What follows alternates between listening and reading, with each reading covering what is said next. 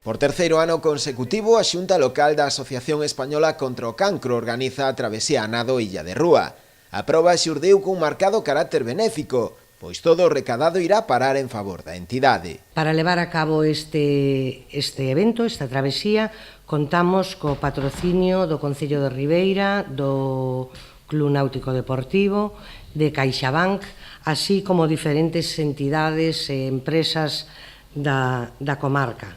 Destacar a colaboración sempre presente da Frinsa, así como de todas as empresas que constan na publicidade desta travesía. Juan Carlos Brión volverá a encargarse do apartado técnico.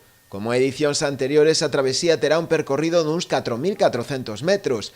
En ela prevese unha participación dun centenar de nadadores, un número lixeiramente inferior ao de anos anteriores. Temos uns pouquiños menos que o ano pasado, temos a mala suerte de que temos unha travesía que tamén é na parte norte é bastante importante, que é Camariñas Muxía, e tamén o día anterior en Vigo tamén hai outra travesía importante.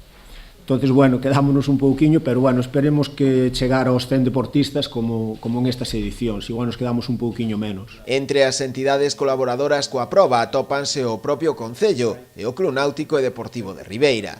Para as dúas é un verdadeiro orgullo o feito de poder colaborar con esta iniciativa. Eu espero que se siga consolidando durante moito tempo, espero que o evento sexa tanto na súa marxen benéfica como deportiva de primer nivel como foi hasta o de agora, e simplemente pois estar á altura das necesidades o resto de organismos que intentamos colaborar. É un honor colaborar en este evento e moitos máis, en este evento deportivo, como deportivo náutico, pero este evento, aparte de ser deportivo, pois é un evento tamén, eu creo que social e humanitario tamén. Na xornada previa do sábado terá lugar tamén unha charla técnica ás 6 da tarde no Salón de Actos da Lonxa para todos os que desexen asistir. Correrá a cargo de Andrés Carrera Costa, adestrador de natación, especialista en augas abertas, que falará precisamente sobre este tipo de probas.